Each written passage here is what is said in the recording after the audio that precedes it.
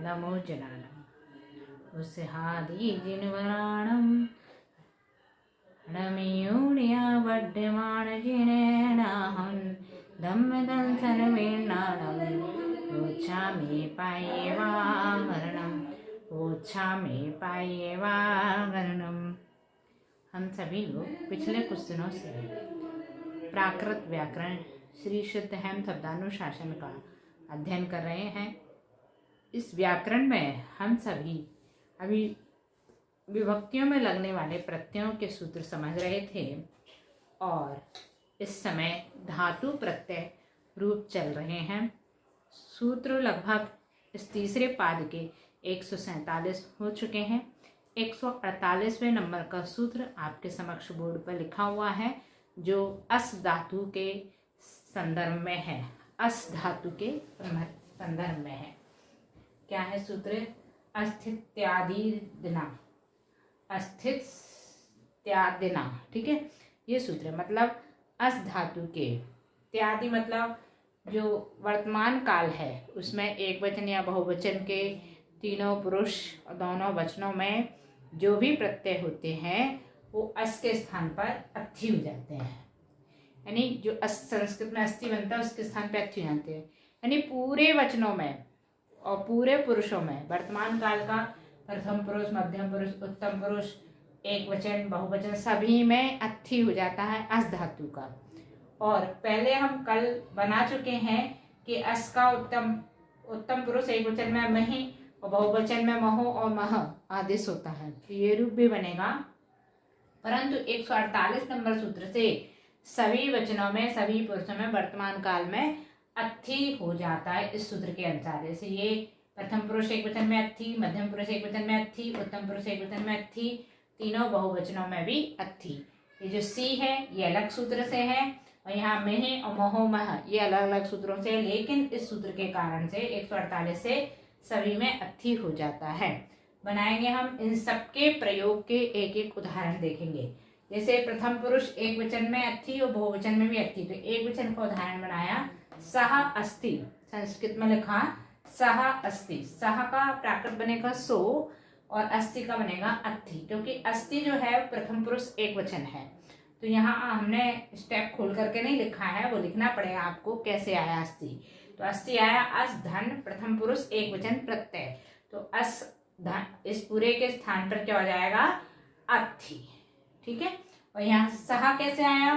तो ये तत् सर्वनाम है, उसका प्रथम पुरुष एक वचन है तत्, है ना, और उसका प्रथम पुरुष एक वचन चाहिए, तो इसके पूरे के स्थान पे क्या हो जाता है? सह। सह का प्राकृत में सो बन जाता है। ठीक है। और यहाँ पर सह, सह के स्थान पर प्राकृत में सो, क्योंकि 3/2 नंबर सूत्र से पुल्लिंग का सी प्रत्यय का ओ लगा देंगे तो सह में ओ हो जाएगा, विसर्ग का ओ हो ही जाता है। दूसरा उदाहरण तौ स्तः ते सन्ति। दूसरा द्विवचन और बहुवचन का एक साथ है, क्योंकि संस्कृत में दोनों वचन चलते हैं और दोनों वचनों के स्थान पर यहाँ बहुवचन होता है। यानी तौ स्तः ये द्विवचन में लिखा जाएगा और ते सन्ति ये बहुवचन में लिखा जाएगा। इन दोनों के स्थान पर बनेगा ते अस्थि। कैसे बनेगा? तो तत् सर्वनाम का प्रथम पुरुष द्विवचन बनता है तौ और तत् सर्वनाम का प्रथम पुरुष बहुवचन बनता है ते। इन दोनों के स्थान पर प्राकृत में आता है तुम्हें, यानी प्रथम पुरुष एक वचन बहुवचन में तत् सर्वनाम का तुम्हें आता है। ठीक है। तो यहाँ पर क्या बनेगा? तुम्हें अस्थि। क्या बनेगा यहाँ पर? तुम्हें अस्थि। और तीसरा उदाहरण लिखा अपन ने मध्यम, ये प्रथम पुरुष एक वचन बहुवचन दोनों हो गए। तीसरा है मध्यम पुरुष एक वचन तैमसी, यानी तुम धन अस, है ना, तो उसके स्थान पे क्या हो जाएंगे? तुम क्या है? युष्मत सर्वनाम। युष्मत सर्वनाम का मध्यम पुरुष एक द्विवचन, पहले एक वचन लिखेंगे, एक वचन का कल हम बना चुके हैं तुम अस्थि, और ये बहुवचन वाला अपन रूप बनाएंगे युवाम स्था युवम स्था, अर्थात युवाम स्था जो है वो द्विवचन में है संस्कृत के और युवम स्थ ये बहुवचन में है, जिसके प्राकृत में तुम्हें अस्थि ही बनेगा। यहाँ ते सही लिखा था, ये मध्यम पुरुष में आएगा तुम्हें, तो ये प्रथम पुरुष में क्या आएगा? ते ही आएगा। प्रथम पुरुष का था ना ये बहुवचन को, ठीक है, वहां ते ही आएगा।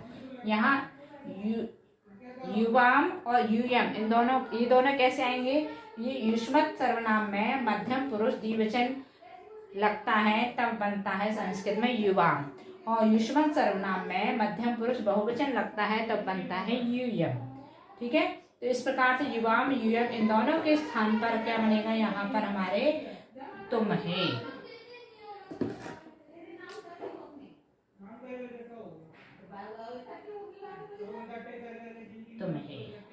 ठीक है।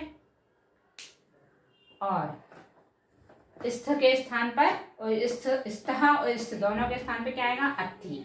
यहाँ पर भी अस्थि के स्थान पर अत्थि, क्योंकि सभी वचनों में सभी जगह पर अत्थि है इसलिए।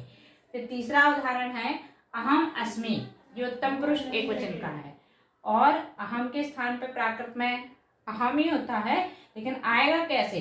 अस्मत् धन उत्तम पुरुष एक वचन, तो उत्तम पुरुष एक वचन में अहम होता है, ठीक है। और आवाम स्वाहा वयम स्मः, ये दोनों कैसे आएंगे? तो अस्मत् धन उत्तम पुरुष द्विवचन का आवाम बनेगा, अस्मत् धन उत्तम पुरुष बहुवचन का वयम बनेगा, है ना। एक वचन का हमने जानबूझ के नहीं लिखा है, क्योंकि कई बार अपन प्रयोग कर चुके हैं और आपको लिखना है, लेकिन तो ये क्या बनेगा? आवाम और वयम इन दोनों के स्थान पर प्राकृत में होता है अमहे, और अत्थि यानी स्वाहा उस्माह, उत्तम पुरुष द्विवचन उत्तम पुरुष बहुवचन इस सबके स्थान पर अत्थि ही आएगा, तो यहाँ पर तुम्हें अत्थि ये रूप बनेगा। इस प्रकार से इस सूत्र का काम और ये सूत्र समाप्त हुआ, और अब हम अगला सूत्र पढ़ेंगे 199 वाला, 149वां। ये बहुत महत्वपूर्ण सूत्र है 149वां, अच्छे से ध्यान दे करके आपको सीखना है।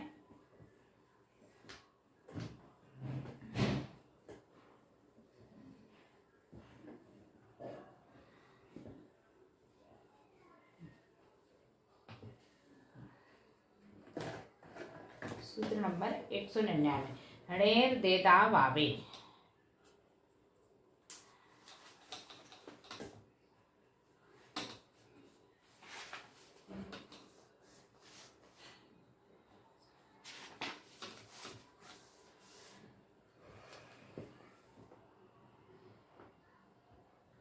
हणेर देदा वावे,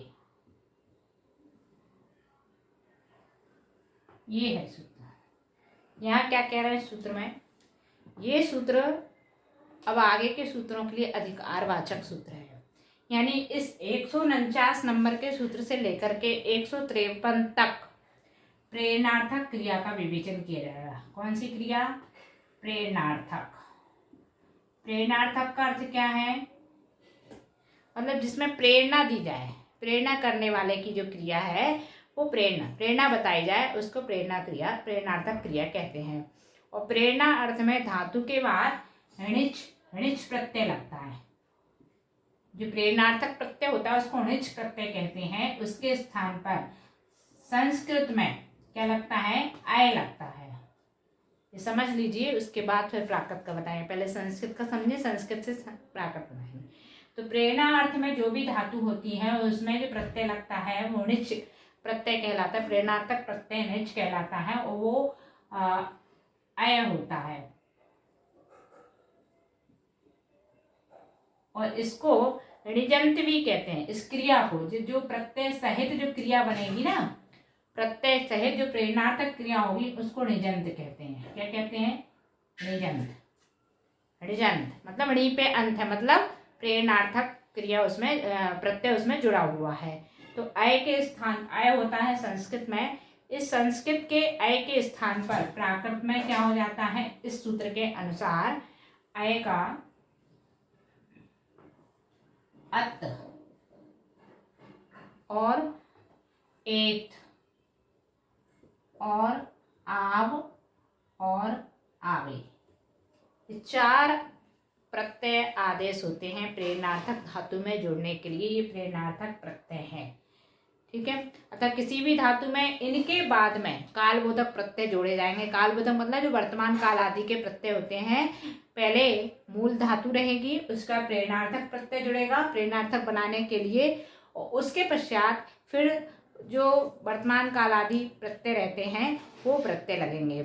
तो इस प्रकार से इसको अपन प्रेरणार्थक धातु बनाते हैं।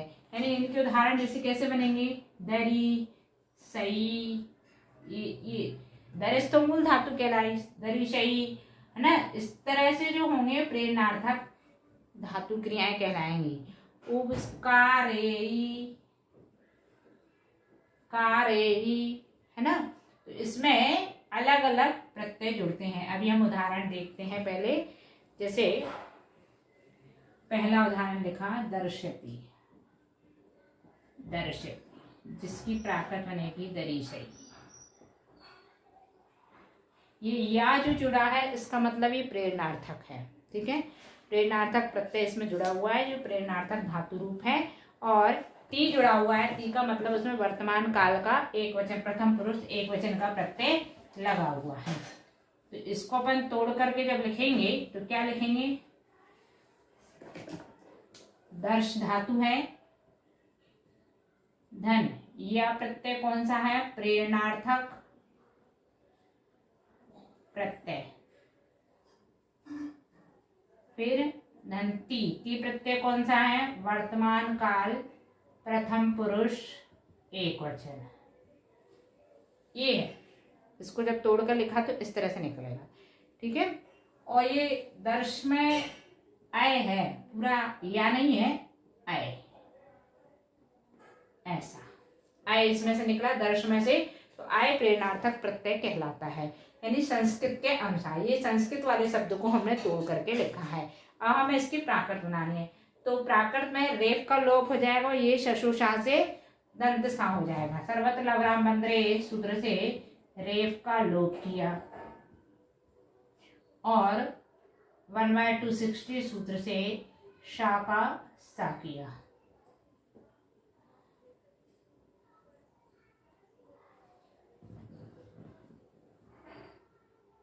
अभी रेफ लोप नहीं करना है, सिर्फ ससोशाह सूत्र का प्रयोग करो, अगले स्टेप में करेंगे। अय के स्थान पर यहाँ पर क्या होगा, इस सूत्र से अय के स्थान पे अत, एक, आव, आवे, इनमें से कोई सा भी प्रयोग कर सकते हैं। अत का मतलब होता है आ और एक का मतलब होता है ए। आ, ए, आव और आवे, इन प्रत्ययों में से कोई सा भी प्रत्यय जोड़ा जा सकता है। मतलब हम सबसे पहले आ जोड़े हैं, एक से बनाते हैं, आ से, आ, धन।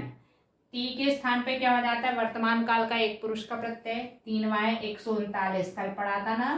तो ती के स्थान पे ई हो जाता है यहाँ पे।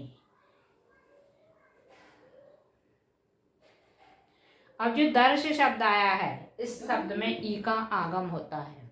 सूत्र 2/105 नंबर के सूत्र से इसमें दर्श में ई का आगम हो जाता है, अर्थात यहाँ ई का आगम करेंगे, काय में होगा, संयुक्त व्यंजन में। तो द जो रा है उसमें ई का आगम होगा तो उसमें मात्रा हो जाएगी और दरिश। धन, ये आई जुड़ाई है, सा हलंत वाला है, इसको जोड़ दिया, दरी सही बना। ये दरी सही इसका प्रेरणार्थक भाव देगा अपन को। और दर्श धातु जो होता है, दर्श धातु जो है वो मूल धातु है। अगला उदाहरण, एक उदाहरण और देखते हैं अपन। कारयति, प्राकृत में कारेयी, करावई। हाँ, इसमें यदि अपन आव और आवे प्रत्यय जोड़ते तो वो भी बन सकता था, दरिशाव, दरिशावे या दरिशे, दरिसेई, है ना। करावई और करावेई। कार्यति में क्री धातु है, मूल धातु पता होना चाहिए कौन सी है, क्री धातु, क्री, नन। यहाँ क्या कौन सा प्रत्यय प्रेरणार्थक में जुड़ा हुआ है, नन प्रेरणार्थक प्रत्यय, आय, ये कार में आय जुड़ा है ना, प्रेरणार्थक प्रत्यय। धन, ती वर्तमान काल प्रथम पुरुष एक वचन प्रत्यय। क्री के स्थान पर कर हो जाता है। कैसे होगा? री का अर करेंगे। कौन से सूत्र से? तो 4Y 234 नंबर का सूत्र है, जिससे क्री धातु में री के स्थान पर अर आदेश होता है। ऋवर्णस्यारः सूत्र है। तो यहाँ का में री जुड़ी, यानी का में ये अर जोड़ेंगे तो ये कर हो जाएगा धन। अब आय नहीं लिखना है, इस पूरे के स्थान में क्या लिखना है? या तो आ लिखो या ए लिखो या आव या आवे। तो हम क्या करते हैं? आ और ए दो लिखते हैं, आ अथवा ए। ती के स्थान पर ई, 139 नंबर के सूत्र से।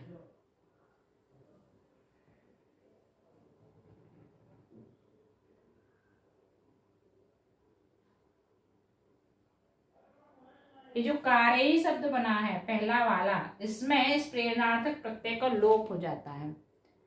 प्रेरणार्थ 3Y 153 नंबर का सूत्र भी आगे आने वाला है, जिससे प्रेरणार्थक प्रत्यय का लोप कर देते हैं। क्या कर देते हैं? लोप। और साथ साथ में यहाँ जो प्रेरणार्थक प्रत्यय लगाया है उसका ए हो जाता है। किससे? 3Y 158 नंबर के सूत्र से। पंचमी शत्रुशुभा, इसको पंचमी भी बोलते हैं प्रेरणार्थक को। तो पंचमी में आ का ए हो जाता है। कर धन, इसका लोप कर दिया तो हमने 0 लिख दिया क्योंकि ये लोप हो गया। धन, इस ई से पहले, इस प्रत्यय से पहले, वर्तमान काल के प्रत्यय से पहले जो धातु है उसके स्वर में ए हो जाता है, आ का ए हो जाता है। तो धातु के स्वर में आ का ए करो, या तो करे लिख दो अथवा इसके साथ में ए के साथ में ए ही जोड़ दो। ठीक है। और ये जो कर धातु है, इसका भी जो प्रारंभिक धातु का शब्द है उसको दीर्घ आ करने के लिए भी एक सूत्र लगाना होगा, जिससे वह दीर्घ आ हो जाता है। कौन से सूत्र से? आगे के जो 53 नंबर का सूत्र लगाया ना, 153 नंबर का सूत्र, इस सूत्र से ये प्रेरणार्थक प्रत्यय लोप होता है और धातु का प्रारंभिक शब्द उसका स्वर दीर्घ हो जाएगा। ठीक है। तो ये क्या हो गया? का रे ई, पहला रूप सिद्ध हो गया। अब दूसरा रूप बनाया इसका अपन।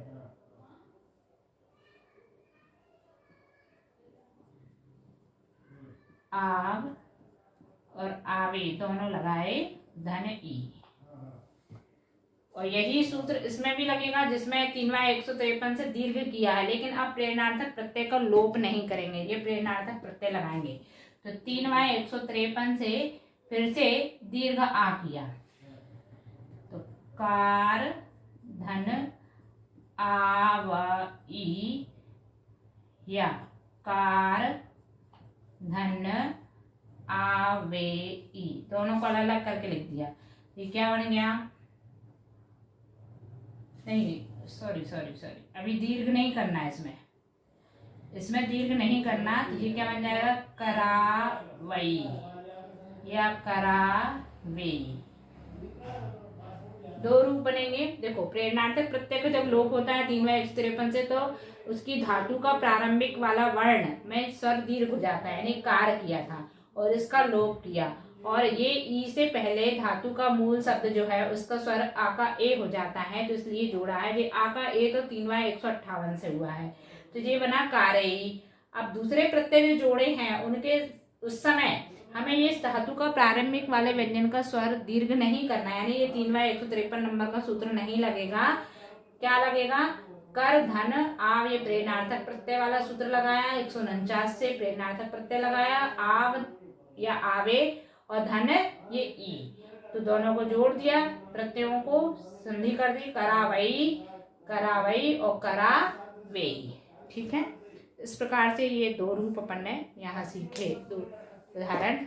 और भी इसके कुछ उदाहरण आपसे हम बना करके देखेंगे, क्योंकि ये महत्वपूर्ण है और हमको अच्छे से समझ में आना चाहिए। अगला सूत्र,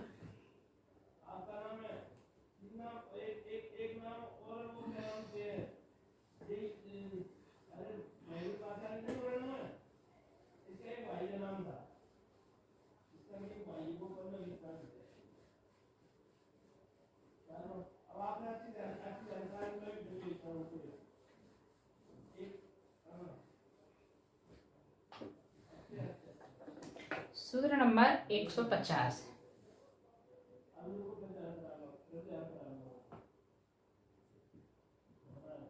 गुरवा देर बिरवा।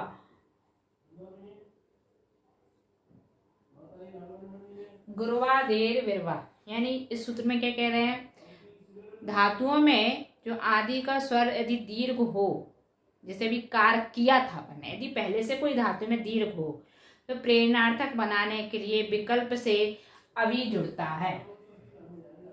प्रेरणार्थक प्रत्यय अवि। यदि आदि का स्वर ह्रस्व है तब तो वो 4 प्रत्यय जुड़ेंगे जो अभी जोड़े थे अपन ने 149 नंबर सूत्र से। लेकिन यदि आदि का स्वर दीर्घ है तब उसका प्रेरणार्थक प्रत्यय में अवि जुड़ेगा। ठीक है। अब दीर्घ में अकेला आ ही दीर्घ हो ऐसा नहीं, उ भी हो सकता है, ई भी हो सकता है, ओ भी हो सकता है, ए भी हो सकता है, कोई सा भी स्वर हो सकता है जो दीर्घ हो। ठीक है। जैसे उदाहरण मतलब तब वो आ ए आव आवे ये नहीं जुड़ेंगे, ये सारे नहीं जुड़ेंगे, अकेला अभी जुड़ेगा। तो उदाहरण लिखा अपन ने शोषितम, शोषितम, इसकी प्राकृत बनेगी सोसावियन या सोसियन।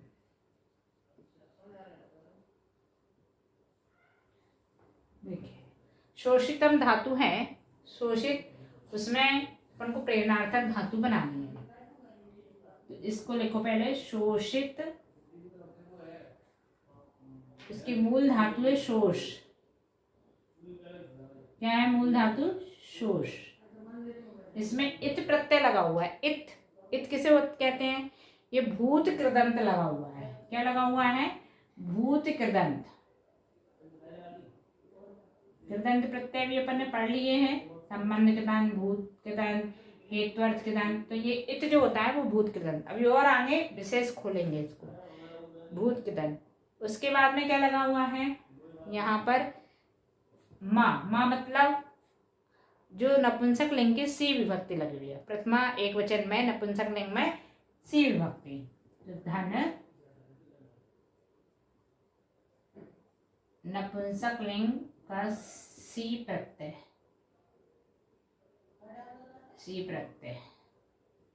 ठीक है। इतनी चीजें लगी हुई। और शोष को अपन ससुर शाखा सूत्र से पहले दंत सा कर ले।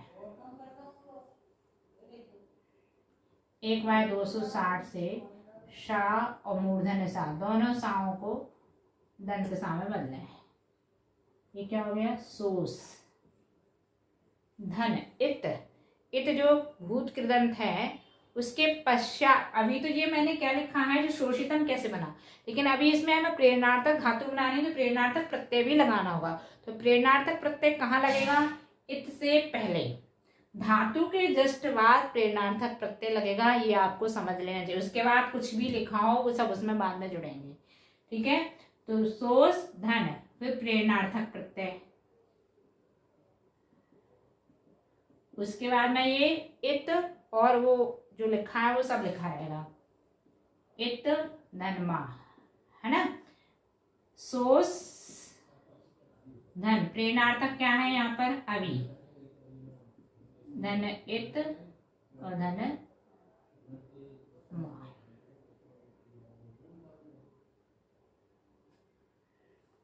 जोड़ दीजिए। सो सभी वाम और ई और ई धन ई होता है। सो सभी तम, सोसवितम।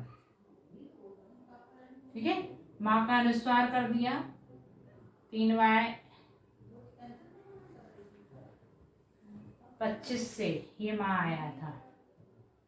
1/23 से माँ का कर दिया अनुस्वार और ता का लोप किया। 1/177 से ता का लोप, क्या बनेगा? सोस वी अम। ये पहला, दूसरा रूप नहीं, पहला रूप इसका सिद्ध हो गया।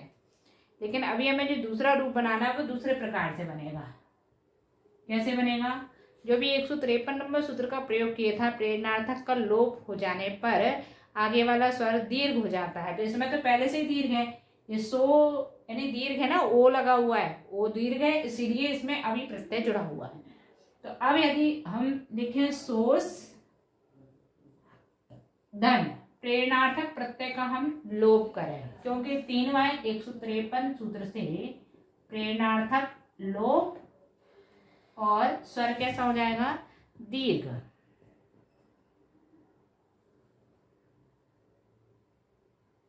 स्वर पहले से ही दीर्घ है,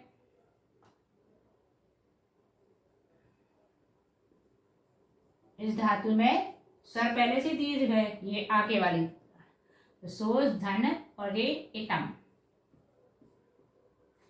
जोड़ के लिख दिया सीधा इतम, अलग अलग भी लिख सकते हो इतम। अब इन सबको जोड़ो, सो सितम या सो सियम, दो रूप बने, सोसवियम और सोसियम। यहाँ पर दीर्घ लिख दिया था, सोसवियम है, सोसवियम और सोसियम।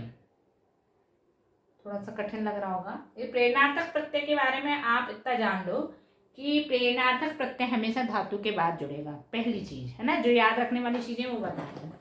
चाहे उसके बाद धातु में कोई से भी प्रत्यय लगो, जैसे यहाँ इत भूत कृदंत लगा हुआ, उसके बाद नपुंसक लिंग प्रत्यय विभक्ति लगी हुई है, कोई बात नहीं, लेकिन हमें धातु पे प्रेरणार्थक प्रत्यय लगाना है। अब प्रेरणार्थक प्रत्यय के लिए नियम बताया कि यदि आगे की धातु का आदि व्यंजन दीर्घ हो, जैसे ये सो दीर्घ है, तब क्या होगा, अभी प्रत्यय लगता है। तो यहाँ सोस के बाद में अभी लगाया और ये इतम जैसा लिखा था भूत कृदंत तो माँ वैसे लिख दिया और इन सबको जोड़ दिया तो सोसवितम बना, और इसमें से वा का टा का लोप कर दिया और माँ का अनुस्वार कर दिया, सोसवियम बन गया। पहला तरीका। दूसरा तरीका ये है, इस 153 नंबर वाले सूत्र का प्रयोग करके प्रेरणार्थक प्रत्यय का लोप करते हैं, प्रेरणार्थक प्रत्यय का लोप करके और आदि का स्वर दीर्घ करके भी प्रेरणार्थक धातु बन जाती है, ये कहना चाह रहे हैं।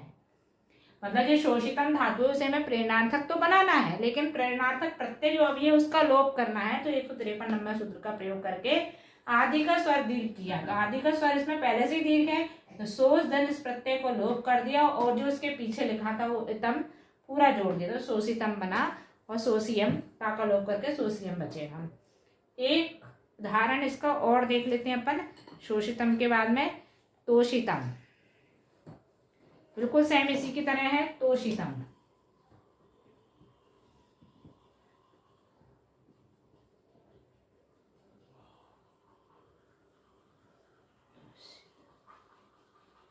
इसकी क्या बनेगा, प्राकृत तोषवियम या तोसियम, ठीक है। इसको ऐसे लिखेंगे, तोष धन पहले प्रेरणार्थक प्रत्यय कौन सा लगाना है अपन को, अभी, धन इत भूत कृदंत धन मा नपुंसक लिंग का सी प्रत्यय।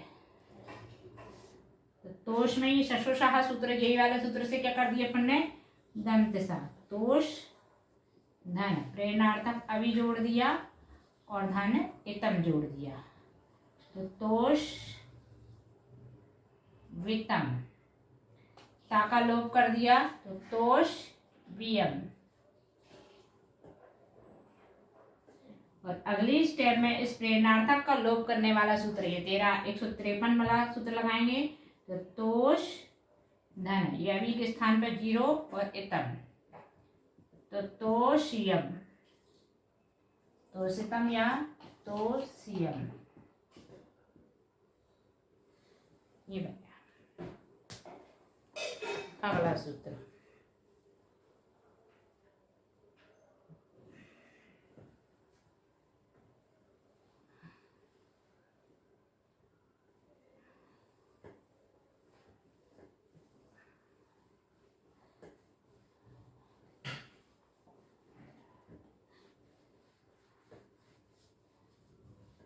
सूत्र नंबर 151, भ्रमेराडो वा।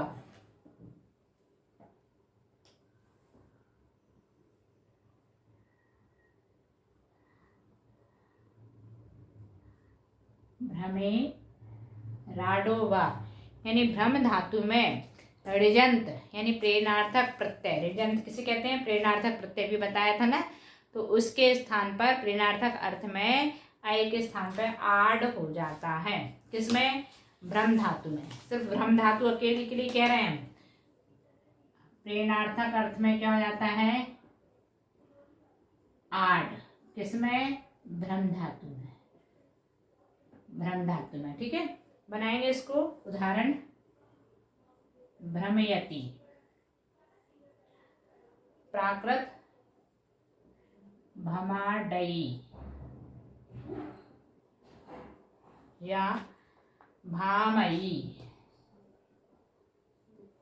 या भामेयी या भमावेयी भमावयी या भमावेयी। इतने रूप बनेंगे। यानी जितने सूत्र अभी तक आए प्रेरणार्थक प्रत्यय वाले सभी प्रत्ययों का प्रयोग करके इतने रूप यहाँ बनाएंगे। चलिए पहले अपन बनाते हैं, इसको तोड़ के लिखते हैं। क्या लिखा है यहाँ? भ्रम धातु है, धन प्रेरणार्थक प्रत्यय क्या है? आय,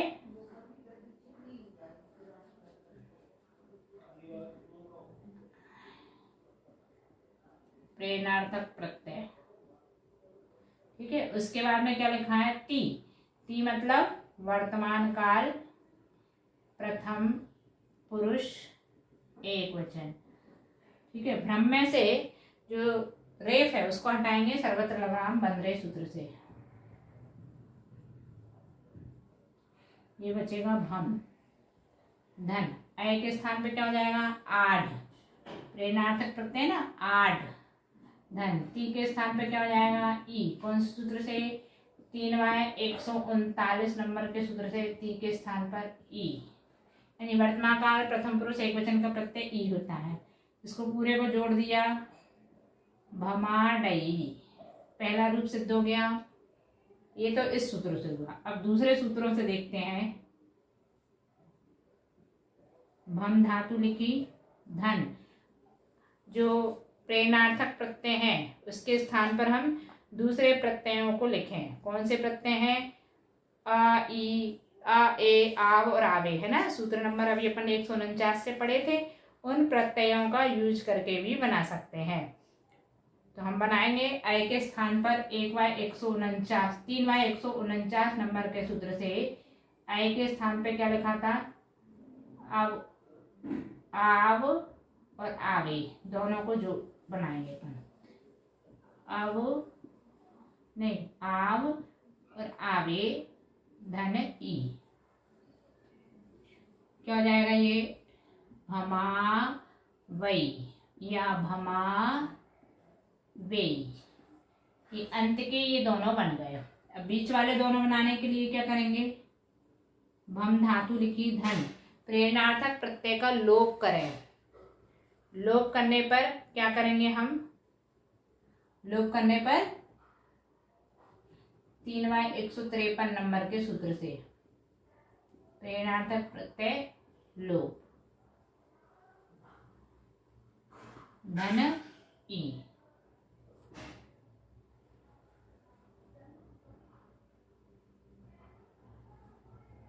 लेकिन साथ में स्वर के तो हो जाएगा आगे वाला दीर्घ, ह्रस्व के स्थान पर दीर्घ।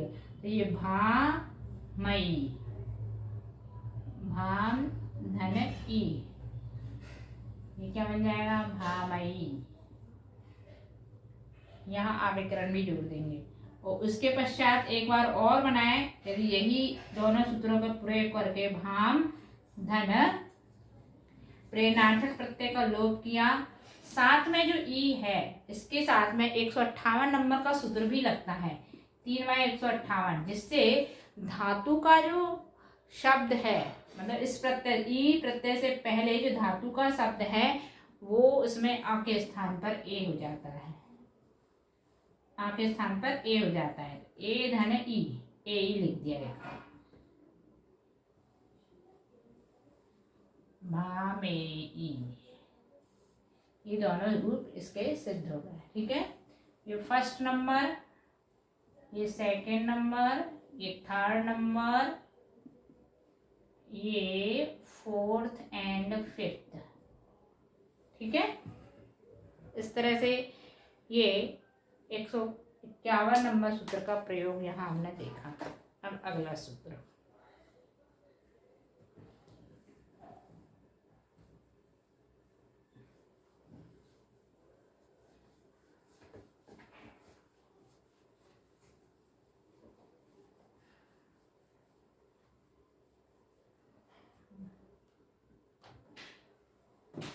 सूत्र नंबर 152,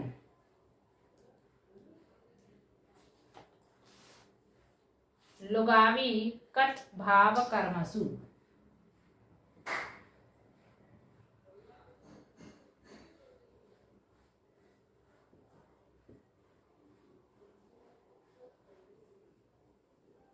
लुगावी कट भाव कर्मसु,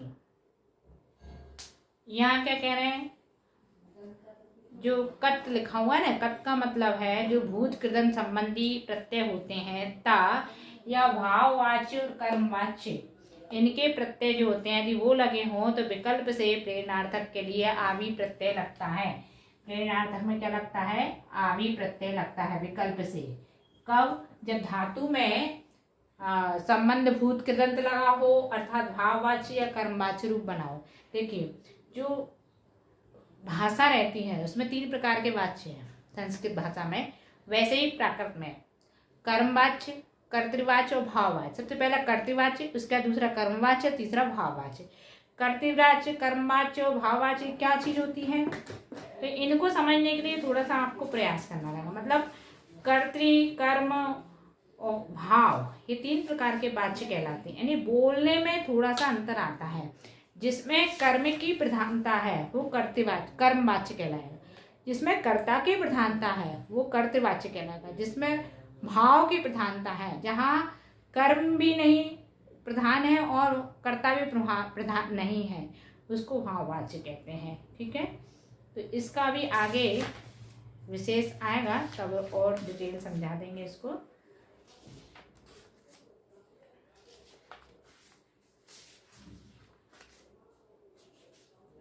हाँ, 160 नंबर के सूत्र में इसका विस्तार आएगा। ठीक है, उस समय समझाते हैं। अभी क्या लगना है अपन को? कर्मवाच्य और भाववाच्य में क्या होता है, ये समझ में आना चाहिए। ये प्रत्यय कौन कौन से हैं, तो उदाहरण से अपन समझेंगे।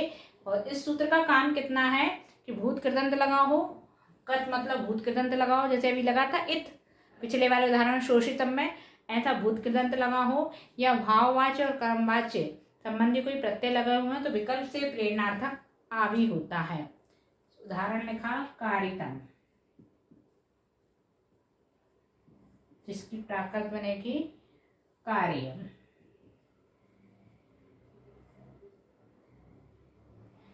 या कराव्यम।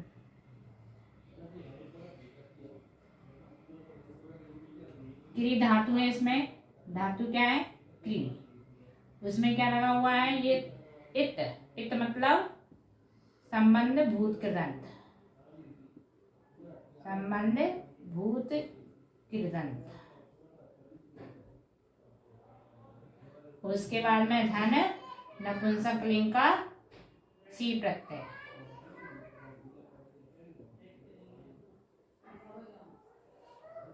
क्री के स्थान पे क्या करेंगे हम? सबसे पहले री का अर, कौन सूत्र से? 4Y234 नंबर के सूत्र से री के स्थान पर अर आदेश कर देंगे, तो यहाँ हो जाएगा कर।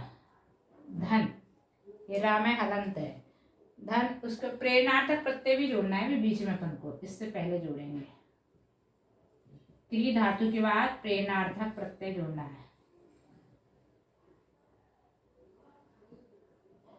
ठीक है, आपको जोड़ना है, मतलब इस शब्द में नहीं जुड़ा है, इस शब्द में कारितम है ना, कार शब्द के बाद में सीधे तम जुड़ा हुआ है।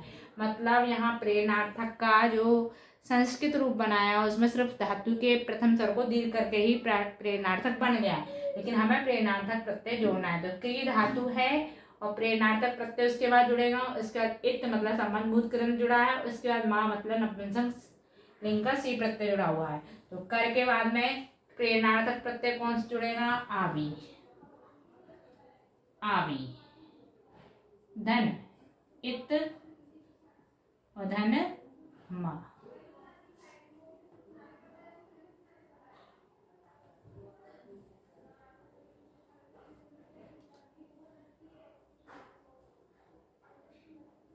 अब जो प्रारंभिक इसका शब्द है धातु का, उसको दीर्घ करने के लिए पहले तो इसी को जोड़ दिया तो क्या बनेगा? ये करावितम। करावितम अर्थात करा, माँ का लोप कर दिया, माँ का अनुस्वार कर दिया 1y23 से, और 1y177 से ता का लोप कर दिया। तो करा वितम बना और करा वियम, ता का लोप करने के बाद करावियम। ये दूसरा रूप सिद्ध हो गया इस सूत्र से।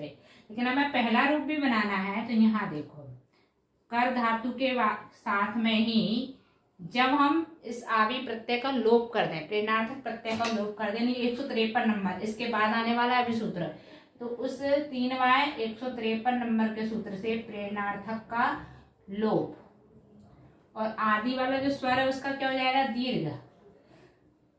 धातु का प्रथम स्वर दीर्घ, तो ये बन जाएगा कार, धन आवी का लोप किया और धन इतम।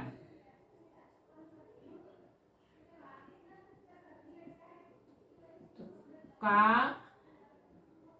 रितम, वही दोनों सूत्र 1y23 और 1y177 से कारियम। ये पहला रूप सिद्ध हो जाता है। यानी एक में 153 नंबर सूत्र प्रयोग करेंगे तो कार्यम बनेगा, और यदि 152 नंबर सूत्र का प्रयोग करके बनाएंगे तो कारितम बनेगा। इसी प्रकार से दूसरा कोई उदाहरण भी बना सकते हैं। कोई धातु दूसरा ले लिया अपने, मान लो हासितम ले लिया, हस धातु ले ली। कौन सी धातु ले ली? हस। हस का बना के देखो।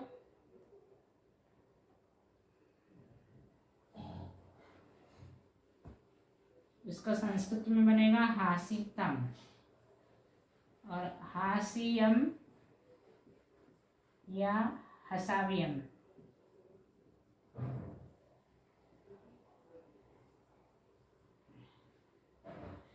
देखिए, हस धन प्रेरणार्थक धन इत भूतकृदंत धन मा नपुंसक का सी प्रत्यय, यही सारे सूत्र लगेंगे। हस के साथ में धन 152 से प्रेरणार्थक जोड़ा आवी और इत धन माँ का कर दिया यहाँ हमने, इसी में सीधे पहले जोड़ दिया और अनुस्वार कर देंगे। क्या बनेगा? हसा वितम। ता का लोप किया तो हसा वियम। ये 177 नंबर सूत्र से। अगला रूप क्या बनेगा? हस का दीर्घ हो जाएगा सा, हा दीर्घ हो जाएगा क्योंकि 153 नंबर वाला सूत्र प्रयोग करेंगे, प्रेरणार्थक का लोप कर देंगे और हा को दीर्घ कर दिया, धन प्रेरणार्थक लोप धन इतम, तो हासितम।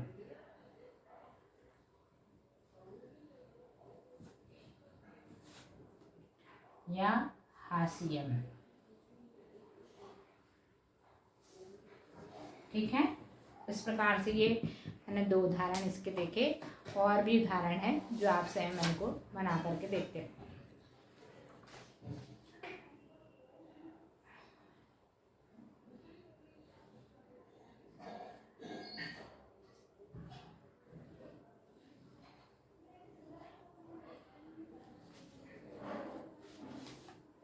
अगला सूत्र 153 जिसका अपन बार बार उपयोग कर रहे हैं ना, वही सूत्र का प्रयोग।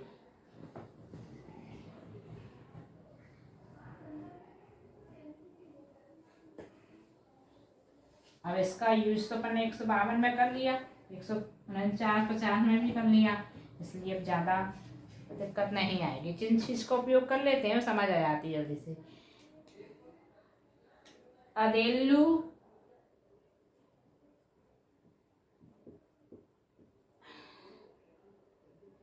क्या देरत।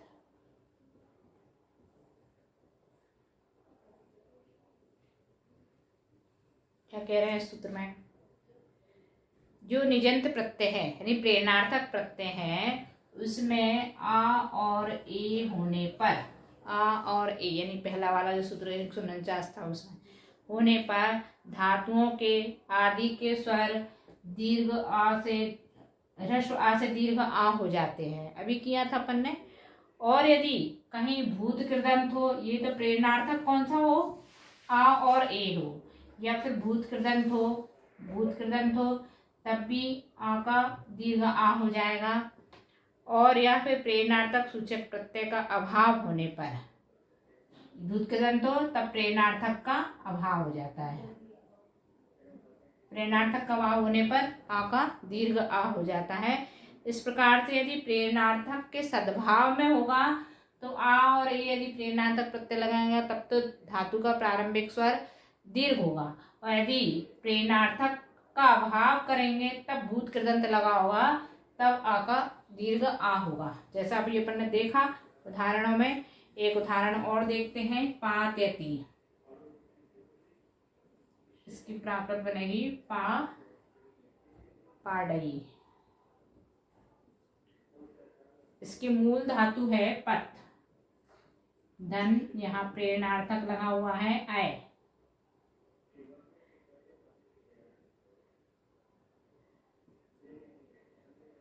धन टी, वर्तमान काल प्रथम पुरुष एक वचन, ठीक है।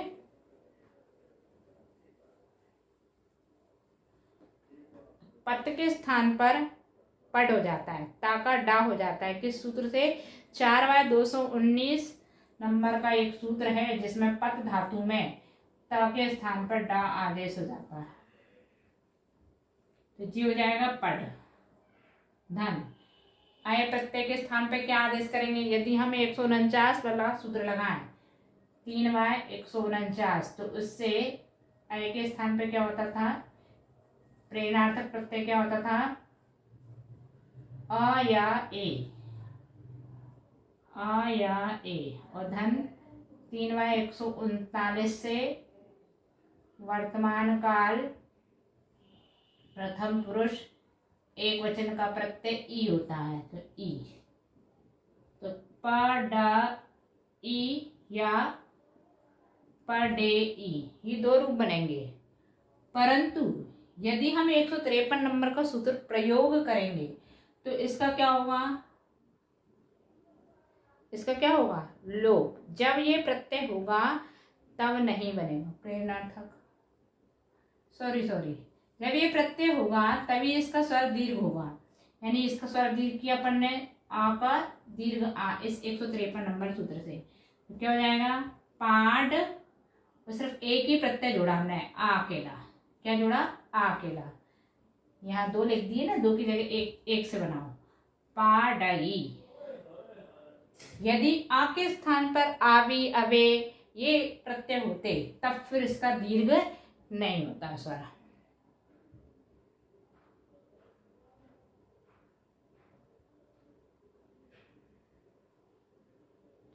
अब कहा था एक सूत्र, कर्मणियो भावे प्रयोग भी, यदि शब्द भी लगे हो प्रत्यय भी लगे हो तब भी नहीं होता, तो उसका प्रयोग अपन 160 में देखेंगे, कर्मणि और उसका, अभी 152 में ही कहा था ना कर्मणि, और उसका उदाहरण अपन ने देखा नहीं इस समय, इसमें भी देख सकते थे पर आगे देखेंगे, ठीक है।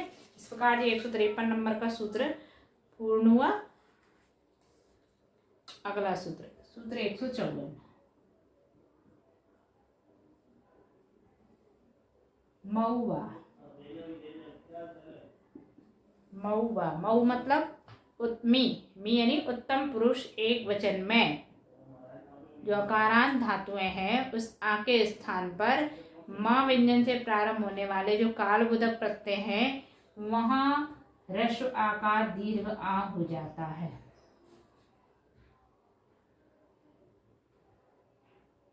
किसमें, अपन ने कल ये सूत्र का प्रयोग किया था, जब उत्तम पुरुष एक वचन लगाते हैं बनाते हैं धातु का, तब उसमें धातु का स्वर ह्रस्व आ का दीर्घ आ हो जाता है। कब होता है वो?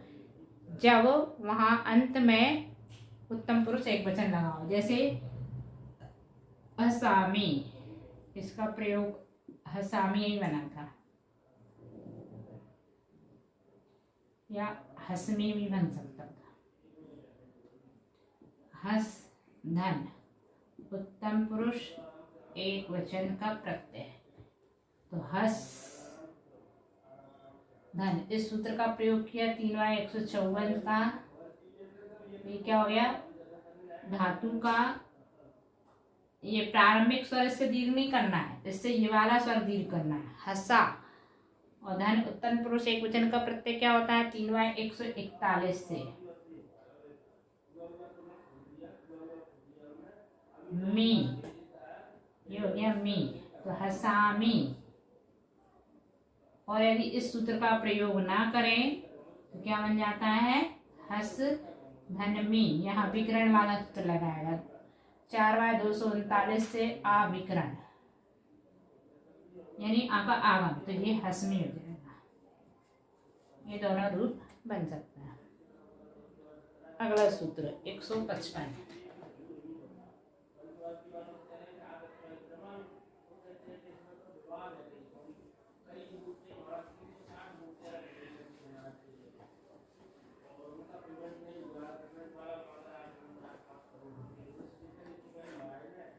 इच मो मु में वा,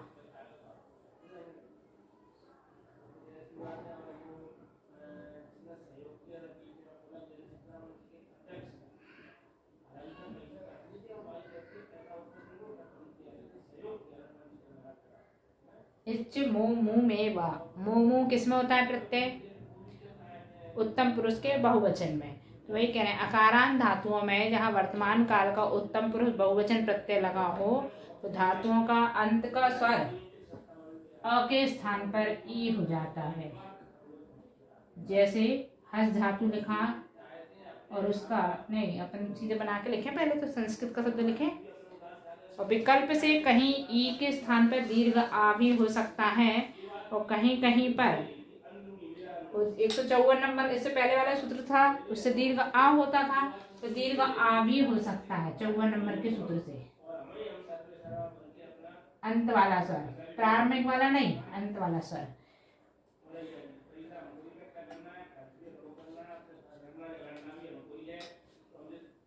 जैसे उदाहरण लिखा भणामह, भण धातु के साथ बना रहे हैं, इसके कई रूप बनेंगे। भणमु,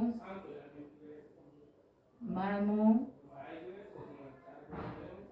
भणम, 3 रूप हो गए। अब दीर्घ आ के साथ भणामो,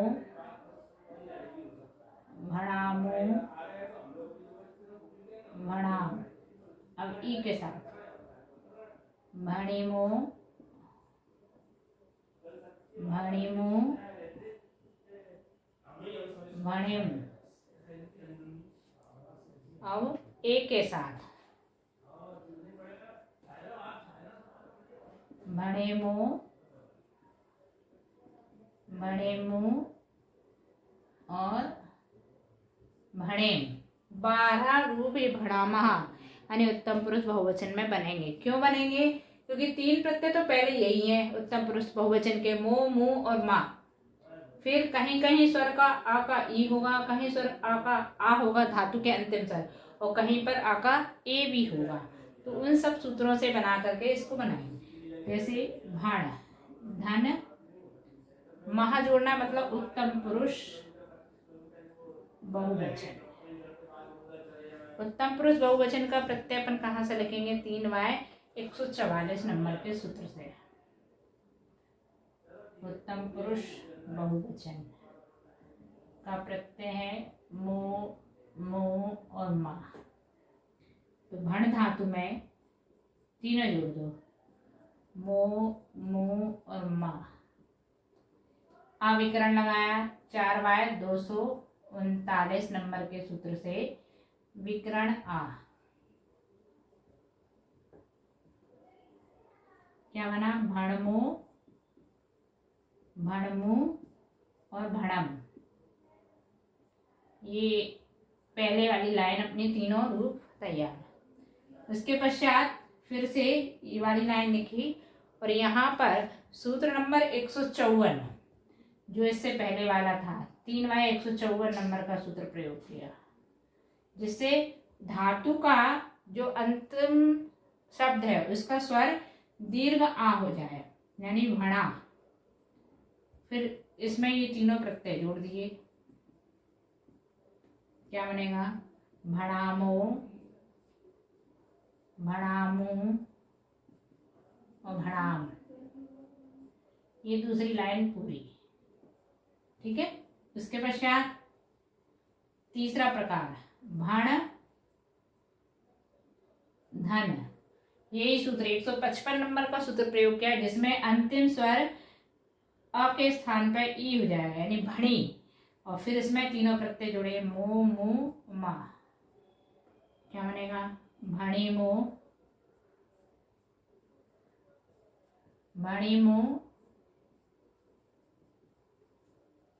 भणिम। ये तीसरी लाइन कंप्लीट। चौथा लाइन जो था, जो आ से ए होना था, वो किस सूत्र से किया है? यहाँ आ का ए 3/158 आगे आने वाला है अभी, जिससे धातु का अंतिम शब्द का स्वर ए हो जाएगा, यानी भणे धन मो मु मा। क्या बना? भणे मो, भणे मु और भणेम बना। तो इस तरह से ये 12 रूप बनेंगे। 3 धातु में अकारांत हो तब बनेंगे, धातु आकारांत बना दी जाए तब बनेंगे, धातु इकारांत बना दी जाए तब, और धातु एकारांत बना दिया जाए तब। यानी तीनों इन सूत्रों से 144 से 155 से 158 से इन सूत्रों का प्रयोग करके इसके 12 रूप तैयार होते हैं। अगला सूत्र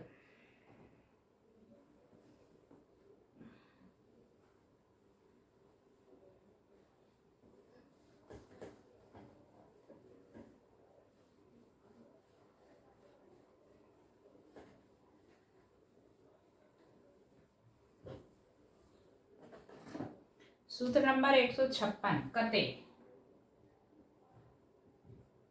छोटा सा सूत्र। कते मतलब भूतकालिक कृदंत। भूत कृदंत में अ के स्थान पर ई होता है। भूत कृदंत में आ के स्थान पर ई हो जाता है। भूत कृदंत अकेला ता होता है। जैसे अभी अपन देख रहे थे शोषितम शब्द में इत जुड़ा था, तो ये अ के स्थान पर ई कर दिया, मतलब ता से पहले ई, जो मूल धातु होगी उसमें ई जोड़ करके बन जाएगा। और वैसे अकेला ता जो प्रत्यय है वो भूत कृदंत का कहलाता है, ये कते लिखा हुआ है। बनाएंगे अपन भूत कृदंत के उदाहरण। आ के स्थान पर ई का, लेकिन कहीं कहीं आ का ई नहीं होता है, कहीं कहीं आ का ई हो जाता है। आकारांत जो धातुएं होती हैं दीर्घ आकारांत, उसमें आ का ई नहीं होगा। उदाहरण लिखा जैसे हसीतम, हसीयम। भूत कृदंत बना रहे हैं, हस धन, भूत कृदंत। भूत कृदंत यहाँ क्या है? ता। भूत कृदंत क्या है? ता। लेकिन इस ता से पहले वाला स्वर क्या हो जाएगा? ई। ता में ई नहीं होना, ता से पहले वाला स्वर ई। तो हस धन इत। उसके पश्चात नपुंसक लिंग, ये क्या बन गया? हसित। फिर देन नपुंसक लिंग का सी प्रत्यय जर्मन। 3/25 नंबर के सूत्र से अम के स्थान पर माँ, और फिर 1/23 नंबर से सूत्र से माँ का अनुस्वार।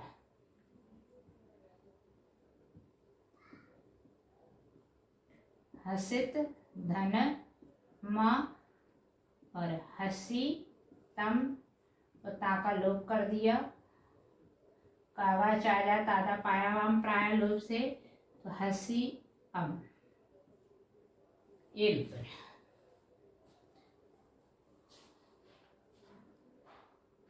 इसी तरह से इसका एक उदाहरण और देखें, नम धातु के साथ देखें, नमितम, नमियम, नम धन ता यानी भूत कृदंत, और धन यही जोड़ दिए नपुंसक लिंग का सी प्रत्यय, नम धन। इस सूत्र से क्या किया हमने, ई आगे किया, तो इत धन नपुंसक लिंग का सी प्रत्यय अम होता है। ये बन गया नमित और धन मा यानी नमीतम, और ता का लोप कर दिए तो नमीयम। ठीक है, ये भूत कृदंत अपन बनाना सीखा। हाँ, अब यदि इसमें प्रेरणार्थक रूप भी लगाओ, तो अभी अपन ने जो लगा बना के देखा था ना पिछले सूत्र में 152 नंबर में, कि प्रेरणार्थक भी इसका बनाया जा सकता है। कैसे बनाएंगे प्रेरणार्थक, जैसे अगला उदाहरण अपन एक प्रेरणार्थक का देखें, पाठितम, पाठितम, पाढ़ियम, पठ धातु है धन, प्रेरणार्थक धन, ता भूत कृदंत धन, नपुंसक लिंग सी प्रत्यय, पठ के स्थान पर ढा हो जाता है, पढ़ के सूत्र से 1/199 नंबर के सूत्र से ठा के स्थान पर ढा आदेश हो जाता है, तो ये हो जाएगा ढा धन। प्रेरणार्थक प्रत्यय में क्या लगेगा, 1/100, अभी जो लगाया ना 153 नंबर के सूत्र से, प्रेरणार्थक प्रत्यय अ या ए लगाने पर इसमें दीर्घ आ हो जाएगा आगे वाला, प्रेरणार्थक का लोप होने पर, प्रेरणार्थक का लोप किया और इसका कर दिया दीर्घ आ, दीर्घ आ अगले स्टेप में कर देंगे। ता से पहले ई किया इस सूत्र से 156 नंबर के सूत्र से, ये इत किया, धन नपुंसक लिंग से अम किया, और ये किया दीर्घ पाढ़ धन ये इतम, तो पाढ़ियम, पाढ़ितम, और फिर ता का लोप, तो पाढ़ियम। ये प्रेरणार्थक बना।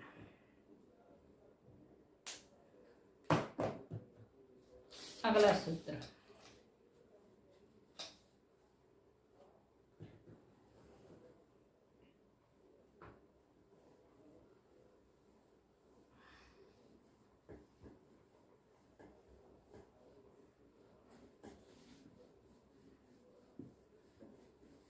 सूत्र नंबर 157, एच कत्वा तुम तव्य भविष्यत्सु,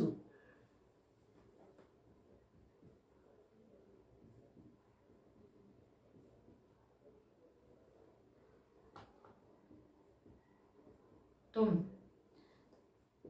तव्य भविष्यत्सु, ये क्या है, यानी कहीं अकारांत धातुओं में कत्वा मतलब कृदंत लगा हो। हाँ, तुम यानी ये भी कृदंत है, भूत कृदंत जो अभी अपन ने जोड़ा था, और तव्य मतलब ये भी विधिलिंगवाची, और भविष्य काल का कोई प्रत्यय लगा हो, तब धातु के अंत स्वर में आ का ए या ई नहीं होता, आ का ए या ई होता है अंत स्वर में आ ना होने पर, आ का ए और ई होता है। कब, कत्वा लगाओ, तुम लगाओ, तव्य लगाओ, या भविष्य का कोई प्रत्यय लगाओ भविष्य काल का, तब होता है आ का ए और ई। ठीक है, अपन उदाहरण बनाएंगे। कत्वा प्रत्यय कौन से होते हैं, संस्कृत में त्वा लगता है और प्राकृत में उसके स्थान पर ऊण या उवाण लगता है, अपन दूसरे अध्याय में पढ़े हैं, ऊण या उवाण। तुम प्रत्यय कौन सा आता है, ये भी कृदंत है, तुम प्रत्यय में उम लगता है, और तव्य कौन सा होता है? ये विधिलिंग होता है। तव्य में प्राकृत में तव्य लगता है। और भविष्य काल का कौन सा प्रत्यय है? भविष्य काल का प्रत्यय में ही आगे लगा होता है और उसके बाद में प्रश्न वर्तमान काल का प्रत्यय लगा होता है। ठीक है, तो इतने प्रत्यय यदि किसी धातु में लगे हुए हैं तब उनका भूत कृदंत बनाने के लिए या प्रेरणार्थक बनाने के लिए वहां पर अ क धातु का जो अंतिम शब्द है उसमें अ के स्थान पे ए और ई हो जाता है। जैसे उदाहरण लिखा हसित्वा, हसित्वा, इसकी प्राकृत बनेगी हसेऊण, हसीऊण या हसेऊण। अब देखिए यहाँ हसित्वा, त्वा प्रत्यय लगाएं, त्वा मतलब ये वाला कत्वा प्रत्यय, इसके स्थान में प्राकृत में क्या होता है? ऊण या उवाण, और प्राकृत में ये यहाँ लिखो ऐसे, ये प्राकृत के ही लिखे हैं सारे, ये संस्कृत के, इसको बोलते कित्वा है, इसको बोलते ये है लेकिन प्रत्यय ये लगता है। ठीक है, तो कत्वा प्रत्यय में त्वा लगता है, ये त्वा लगा है संस्कृत में। इसकी प्राकृत में क्या लगता है? ये ऊण या उवाण, अर्थात ऊण लगा हुआ है। अब इससे पहले धातु के अंतिम शब्द में, अंतिम व्यंजन में क्या करना है? ए और ई। तो जैसे यहाँ ये हस में ए हुआ है, ये हस में ई हुआ है, इस सूत्र के माध्यम से ये कार्य करना है। तो चलिए अपन इसको सिद्ध करते हैं। हस धातु है, धन कत्वा प्रत्यय लगा हुआ है, त्वा।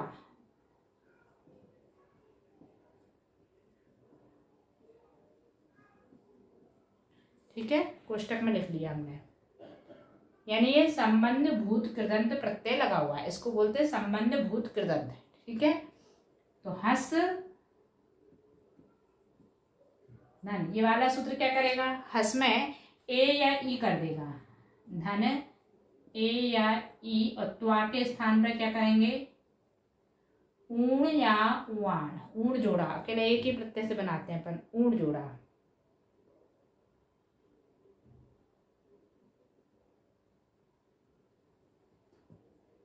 क्या बनेगा? हसी ऊण या हसे ऊण बन गया। अब यदि तुम प्रत्यय लगाओ ये वाला, तब क्या होगा? इसको भी अपन बना के देख लेते हैं। दूसरा उदाहरण, हसी तुम, इसकी प्राकृत बनेगी हसे या हसीउम। ओम का ये प्राकृत में लगेगा, तुम का ये जोड़ देते हैं। हस धन तुम, इसको क्या बोलते हैं? ये हेत्वर्थ कृदंत है, हेत्वर्थ कृदंत। और ये क्या है? संबंध कृदंत। तो हस धन ई या ए और धन हेत्वर्थ कृदंत के स्थान पर क्या हो जाएगा? ये तुम के स्थान पे ओम, तुम के स्थान पे ओम। ये किस सूत्र से होगा? इनके भी सूत्र है, हेत्वर्थ कृदंत को संस्कृत के अनुसार 4/448 से। और ये त्वा प्रत्यय का ऊण किससे हुआ है? 2/146 से। संबंध कृदंत प्रत्यय का ऊण, इसको जोड़ा, ये क्या बना? हसी या हसे बन गया। ठीक है, अगला उदाहरण अपन देखते हैं किसका? तव्य का। हसी तव्यम, जिसकी प्राकृत बनेगी हसे अब्बम या हसी अब्बम।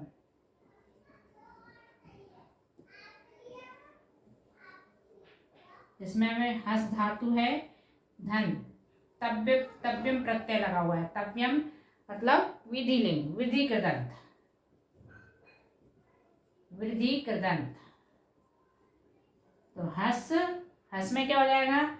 आ या वो ई या ए, और तव्यम के स्थान पर तव्वम।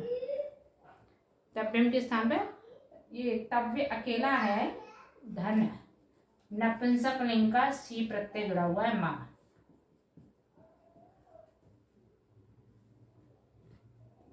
जोड़ दीजिए सबको, हसी तव्वम या हसे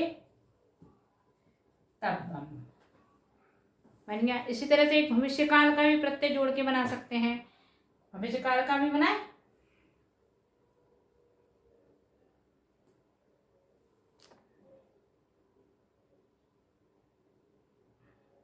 हस धन भविष्य काल का प्रत्यय। चौथा उदाहरण, हसिष्यति। हसिष्यति इसका बनेगा हसे ही या हसी ही।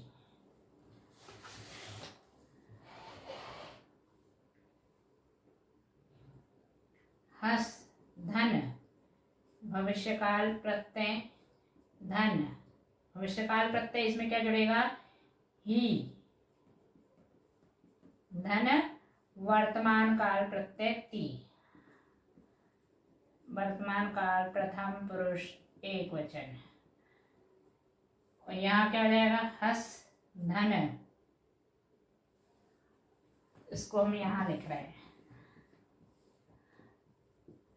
हस धन ई और ए, ये इस सूत्र से 157 नंबर सूत्र से अपन ने हस धातु में ई या ए करेंगे तो भविष्य काल का ही प्रत्यय लगेगा। किस सूत्र से, इसका भी सूत्र है 3y166 नंबर के सूत्र से, सूत्र ऊपर लिख दिया 366 नंबर के सूत्र से भविष्य काल प्रत्यय ही और धन ती प्रत्यय के स्थान पे क्या हो जाता है, ई। कौन से सूत्र से, 3y139 से वर्तमान काल प्रथम पुरुष एक वचन का प्रत्यय ई होता है।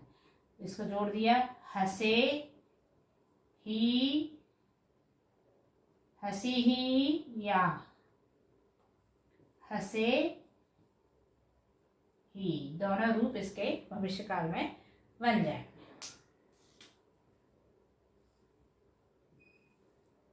ठीक है, इस प्रकार से ये पूर्ण हुआ और आज हम इतना ही पढ़ेंगे। आगे का अध्ययन हम कल की कक्षा में करेंगे और जिनवाणी स्तुति करते हैं।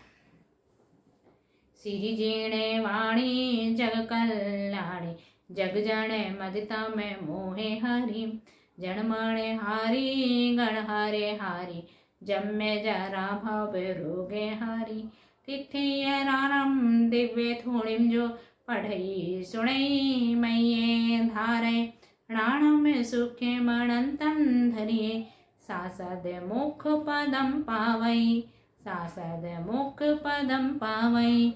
नमो जनार्दन।